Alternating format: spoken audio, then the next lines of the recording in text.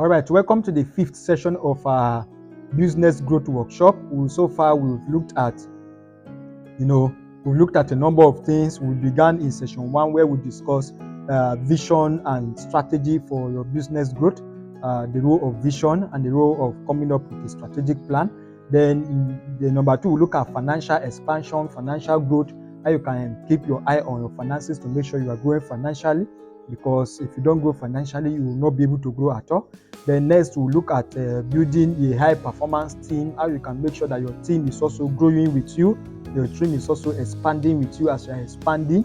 Then last, we look at market expansion. Now you can ensure that you are also having more and more access to markets, new markets. You are having more customers and all that. And in this fifth session, we are going to be looking at operational efficiency, operational excellence, and systems for scaling. Now, I want to talk about your operational procedures and your operational protocols and all that. This is important because as a business, everything takes time to be executed.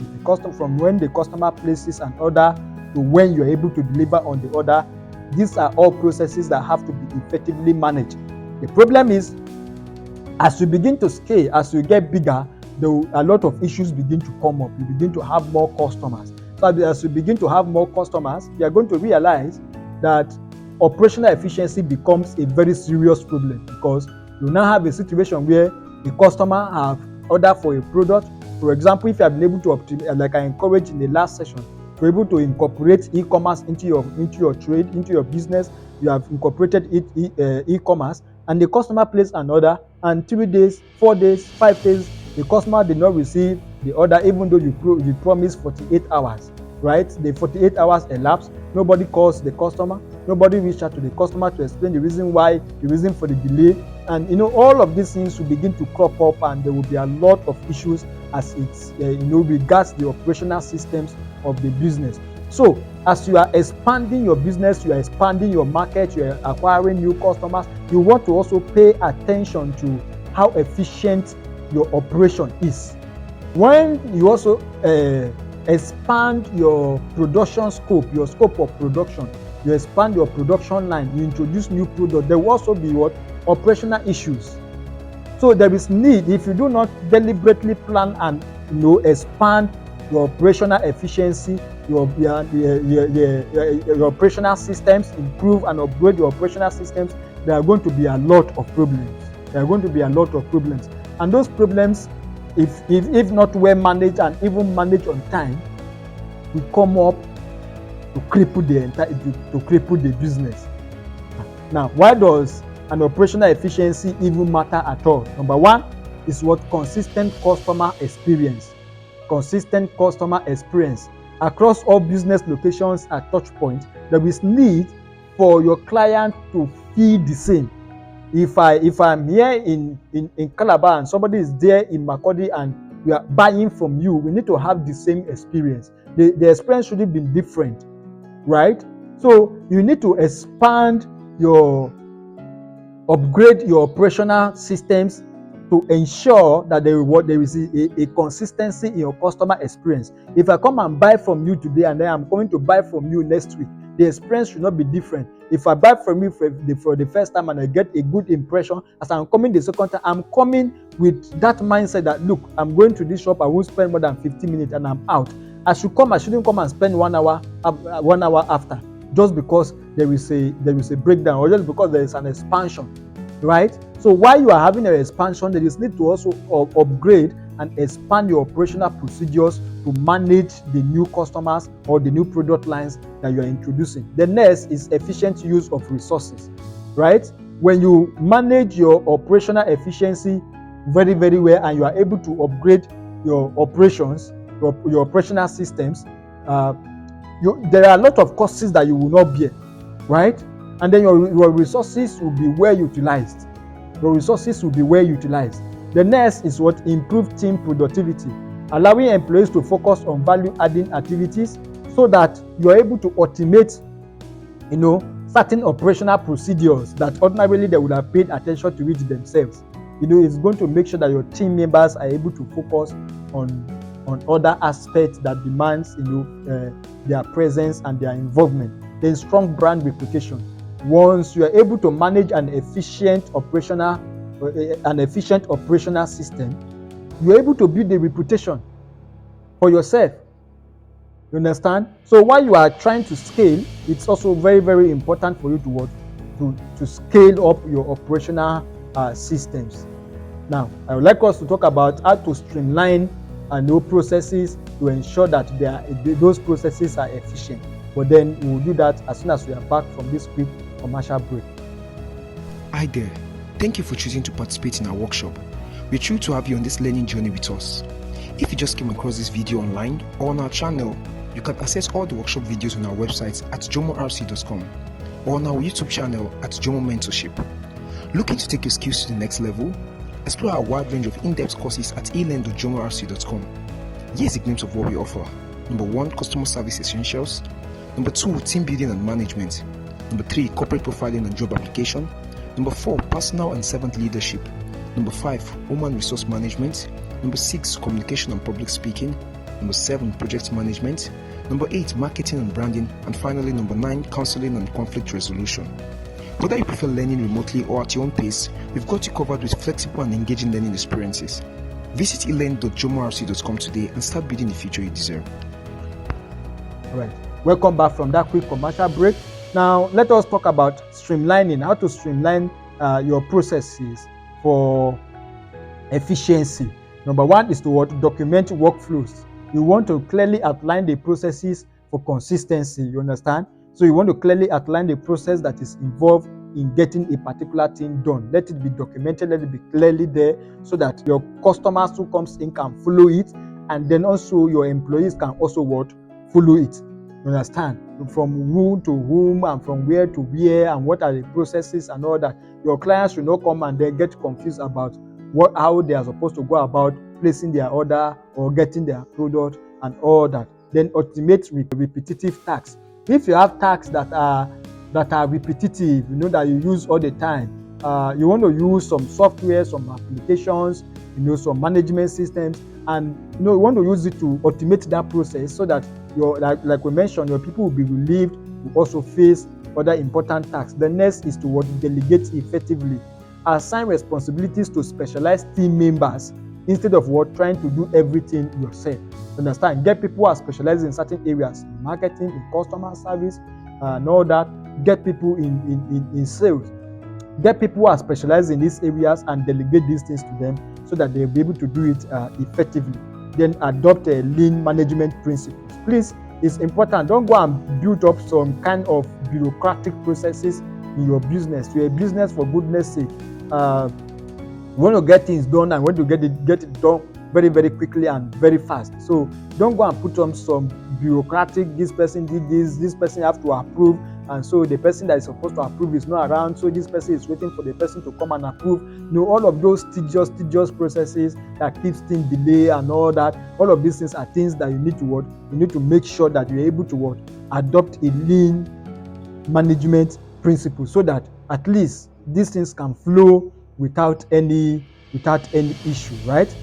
Then let's talk about implementing technology for automation. If you want to bring in technology into your business so that at least you can automate some of these things and get some of these things done faster, what are the areas that your eye should be on?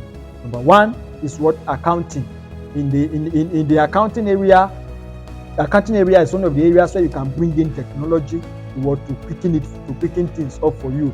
And some of the things you can bring in will include things like QuickBooks, Wave, and Zoho, for your financial account management. Another area is in the area of customer relationship management. There are different platforms, different applications out there that will also help you to automate some activities as regards to your customer relationship management. We have what we call the HubSpot, we have Salesforce, we have Fresh Sales. And all of these things are things that can help you to manage customer applications, that can help you to manage customer interactions and questions and all that. The next is inventory and supply chain management. You can also optimize, bring in technology in the area of inventory and supply chain management, and you can use technologies such as trade depot, Omnis, and other inventory management applications that can help you manage your DC. The next I want to mention before we move on will be project management tools. There are other project management tools that you can also use to help you manage some of the tasks, improve workflow, and enable communication and collaboration among your team so that work is done faster. You understand? Somebody is not waiting to call. I'm calling this person and it's not picking another. You put up a robust system in place, you understand, that enables people to know that, okay, this is office matter that needs urgent attention, and some of these applications are able to do that for you, such as Trello, Asana, and Slack. These are things that you can use to improve project management. Now let's look at supply chain and logistics management, and we'll do that as soon as we return from this quick commercial break. Hi there. Thank you for choosing to participate in our workshop. We're thrilled to have you on this learning journey with us. If you just came across this video online or on our channel, you can access all the workshop videos on our website at jomorc.com or on our YouTube channel at Jomo Mentorship. Looking to take your skills to the next level? Explore our wide range of in-depth courses at elearn.jomorc.com. Here's a glimpse of what we offer.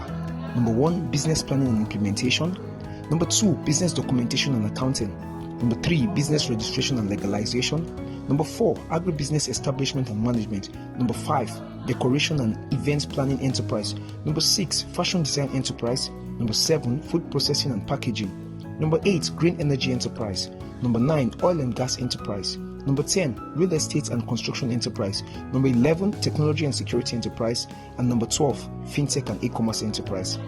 Whether you prefer learning remotely or at your own pace, we've got you covered with our flexible and engaging training experiences. Visit elearn.jomorc.com today and start building the future you deserve. All right, welcome back from that quick commercial break. Now let's talk about supply chain and logistics management. Now, logistics is one of the things that can slow down your business, and if care is not taken, even kill your business, because it is the beginning of customer dissatisfaction, right? It's one of the things that can fuel customer dissatisfaction more than any other thing. So there is need for you to ensure that you manage your supply chain, where you get your raw materials and your supplies from, and then the logistics involved, either in supply, whether you are the one supplying or people are supplying you and all that. And what are some of the things you can do? Some tips I want to give you. Number 1 is to diversify suppliers. You don't want a situation where you are dependent on just one person, right? You want a situation where you have different people and you can turn to this other person if this person is not available or is not there, right? The next is negotiate better terms with vendors to improve your cash flow. Sometimes removing a lump sum from your business into purchase can have some effects on the long run. So you want to negotiate with your vendors and so that you are able to manage your stock and also manage supply and everything effectively, and also manage your finance so that it doesn't tell on you. The next is investing in warehousing to streamline order fulfillment. You can also invest in warehousing. If you have incorporated e-commerce and you are serving people outside of your geographical location, in those other geographical locations where you have gotten, try to stock some of your product in those warehouses so that it makes it easier. Then also the need for partnership. You want to also partner with some logistics providers. Sometimes managing the logistics yourself can be cumbersome, it can be difficult, but you can outsource it. Outsourcing it is also a good option, and you can use options such as GIG Logistics, DHL, and other options that may be available to you. The next is risk management and compliance. This is very, very critical. You want to grow your business, you have to find a way to manage your risk very, very well. And to do that, first of all, it's important that you make sure your business is registered with CAC and with the Federal Inland Revenue Service, and make sure that you comply with necessary regulations. Number 2, when you get your business insured, right? It is important to get your liabilities and your operational risk insured. The next also is to implement cyber security measures. If you're handling customers' data online, you have online database and all of that. It's also important that you incorporate cyber security measures within the business in order to help you to manage the risk of losing customers data or getting exposed and all that. And then lastly is what contingency plan. It's important for you to always have contingency plan. Always put a contingency plan in place, to manage supply chain disruptions, logistics disruption and all that. It's always important for you to put all these things in place. Now, operational efficiency, I'm putting up ensuring that you're able to upgrade your operational systems is very, very critical to expanding your business. If you want to grow your business, you need to pay attention to the operational system, the daily working of the business, and ensure that while you are growing the business, you are growing other components of the business, you are increasing marketing budget, you are increasing production, you are increasing the number of customers. Ensure to also increase your operational efficiency, because not doing so is going to haunt you. Understand? So thank you very much for participating in this session. See you in the next and the last session, where we shall be looking at innovation and ensuring sustainability for your growth.